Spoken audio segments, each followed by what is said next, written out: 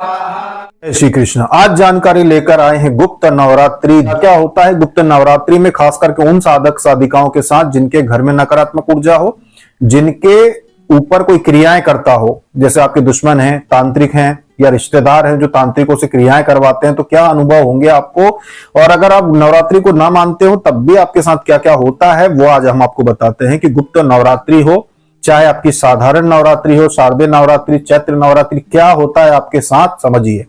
सबसे पहले बात करते हैं घर में नकारात्मक ऊर्जा की। अगर आपके घर में भूत प्रेत पिशाच किसी प्रकार की नकारात्मक ऊर्जा रह रही होती है, गुप्त नवरात्रि में सभी की शक्ति बढ़ती है, चाहे वो नकारात्मक ऊर्जा हो चाहे सकारात्मक ऊर्जा। देवी देवता, कुल देवता, घर की कुल देवी, सभी की शक्ति बढ़ती है, वैसे ही नकारात्मक ऊर्जाओं की शक्ति बढ़ती है। जिनके घर में प्रेत उपस्थित होता है, जिनके शरीर में प्रेत उपस्थित होता है, नवरात्रि के 9 दिन में अगर आप पूजा पाठ नहीं करते हैं, घर में दिया नहीं जलता है, अगर आप उस समय कोई हवन वगैरह में भी शामिल नहीं होते हैं, मंदिर में भी नहीं जा रहे होते हैं, तो नवरात्रि के 9 दिनों में आपके शरीर से रक्त का एक प्रकार से कमी होती है, खून आपका कम होता है, क्योंकि जो नकारात्मक शक्तियां होती हैं वो रक्त चूसती हैं, खून को चूसती हैं, जिसका प्रभाव आपके शरीर पर दिखाई भी देता है। अगर नवरात्रि घर घर में प्रेत है और नवरात्रि आपकी पूरी जब निकलती है 9 दिन की, तो 9 दिन में अगर आप देखेंगे तो आपका शरीर का चमक चली जाती है, वजन भी थोड़ा सा कम हो जाता है और आपको ऐसा अनुभव होता है कि बहुत ज्यादा कमजोरी हो गई है। 9 दिन में आपको बहुत तकलीफ होती है, क्योंकि ये नकारात्मक शक्तियां आपके शरीर को पूरी ताकत से, साधारण दिनों में वो थोड़ा थोड़ा नुकसान पहुंचाती हैं शरीर को, लेकिन नवरात्रि में 10 गुना ज्यादा आपको नुकसान पहुंचाती हैं, जिसका आपको चिड़चिड़ापन भी होता है, मानसिक स्थिति भी बिगड़ती है, यहाँ पे काले बड़े बड़े गड्ढे होते हैं, आंखें अंदर धंसती हैं, यहाँ पे बड़े बड़े गड्ढे हो जाते हैं, और भी बहुत सारे लक्षण आपको दिखाई देते हैं नवरात्रि में जब नकारात्मक शक्ति हो।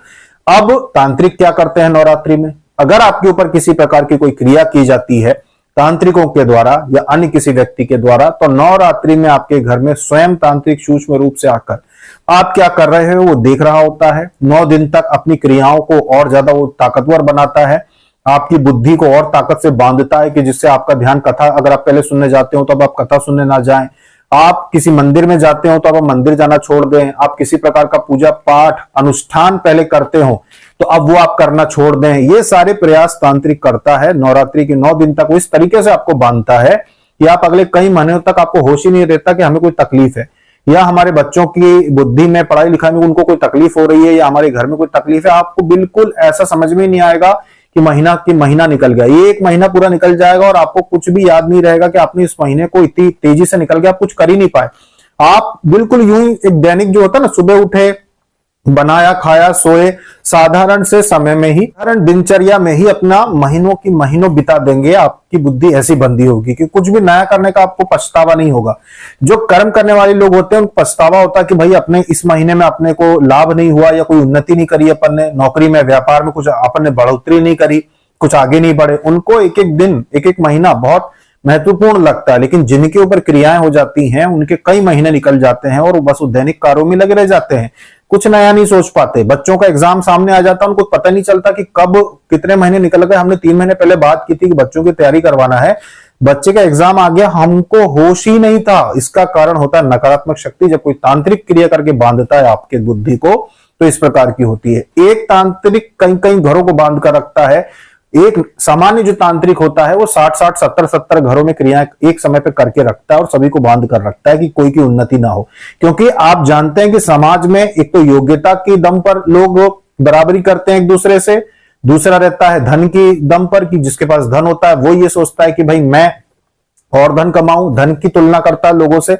लेकिन तांत्रिक जो होते हैं या ऐसे रिश्तेदार जो कुछ कर्म नहीं करना चाहते, जो अपने योग्यता जिनमें नहीं होती, वो तंत्र क्रियाओं के द्वारा ये बराबरी करते हैं कि सामने वाला परेशान रहना चाहिए, हम कहीं ना जाएं और ये अस्पताल के चक्कर काटता रहे, हम खुश रहें पर ये परेशान होता रहे। इस प्रकार की सोच रखते हैं ऐसे लोग जो तांत्रिकों को पैसे देकर और ऐसे कर्म कराते हैं। और क्योंकि तांत्रिक खुद गलत क्रियाएं करते हैं, उनकी खुद की मन बुद्धि ऐसी बंधी हुई होती है कि उनको समझ में ही नहीं आता कि हम क्या कर रहे हैं, हम लोगों का जीवन खराब कर रहे हैं।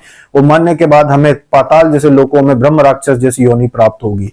तो नवरात्रि में तांत्रिक हो चाहे घर में नकारात्मक ऊर्जा हो, इनका बहुत बड़ा दुष्परिणाम देखने को मिलता है अगर आपने कुछ नहीं किया।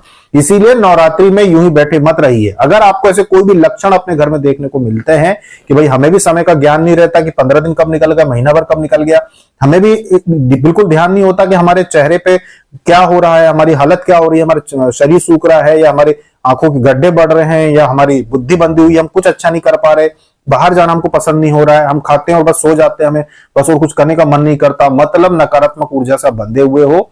और जरूरी नहीं है कि हर तांत्रिक या हर क्रिया करने वाला आपको मारना चाहता हो। मारना बहुत कम लोग चाहते हैं, ज्यादातर लोग 99% सिर्फ परेशान देखना चाहते हैं कि सामने वाला बस परेशान हो, सामने वाले को मारना नहीं चाहते, सिर्फ परेशान हो, ये जीवन में उन्नति ना करे, इनके बच्चे उन्नति ना करें, ये एक साधारण सा जीवन जिए, परेशान रहे, बस इसमें उनको संतुष्टि है। भले ही आपको उससे ज्यादा फर्क नहीं पड़ रहा, आप खा रहे हैं, पी रहे हैं, सो रहे हैं, आपको उससे ज्यादा फर्क नहीं पड़ रहा, बस जो थोड़ी बहुत तकलीफ आपको हो रही है उसी से आपके दुश्मन प्रसन्न रहते हैं कि चलो उनको तकलीफ तो हो रही है, नकारात्मक शक्ति घर में है तो इसी से वो खुश रहते हैं। इसीलिए नवरात्रि में आपको कुछ उपाय बताते हैं जो करना ही चाहिए, जो आपको बहुत प्रबल और शक्तिशाली बनाते हैं, नकारात्मक शक्तियां घर से दूर रहती हैं। देखिए क्या करना है।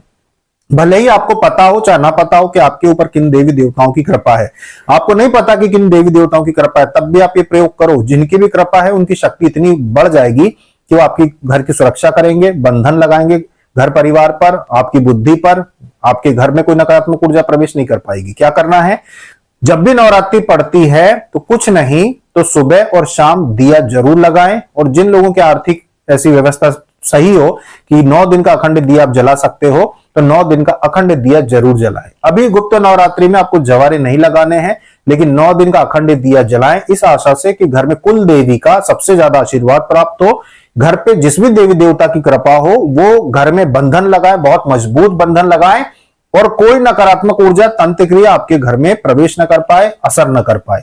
तो आप 9 दिन अखंड दिया जलाओ, ये बहुत महत्वपूर्ण होता है। इसके अलावा दीप दान करो 9 दिन तक किसी भी देवी मंदिर में, जिन भी देवी का मंदिर हो वहां पे दीप दान करो। आप घर से आटे का दिया बनाओ, घर में जो बनाते हैं ना आटा मस के, उसका एक दिया बनाओ, उसमें घी का अब जोत लगाओ और मंदिर में जाके वो लगा कर आओ और माता से प्रार्थना करके आओ। 9 दिन तक अगर आप दीपदान करते हो, 9 दिन तक अगर घर में अखंड दिया जल रहा है, घर में अखंड दिया नहीं जला सकते हैं, वो मंदिर में जाके 9 दिन तक दीपदान करके आओ, ये बहुत महत्व रखता है।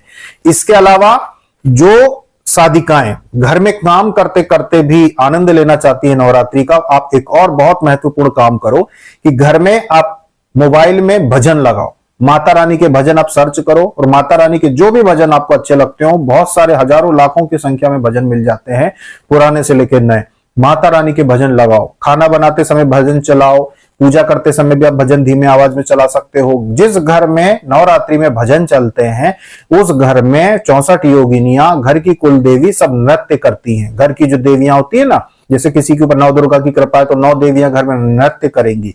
जिन्होंने नवाण मंत्र साधना की है तो तीनों देवियां माता काली, महालक्ष्मी और मां सरस्वती घर में नृत्य करेंगी और आशीर्वाद देंगी। नकारात्मक चीजों को, किसी प्रकार की तंत्र क्रिया को नष्ट करेंगी, घर से दूर रखेंगी। तो घर में आप भजन चलाइए, ये भी बहुत महत्व रखता है। जो आपको लगता होगा कि बहुत छोटी सी बात है, बिल्कुल छोटी सी बात नहीं है।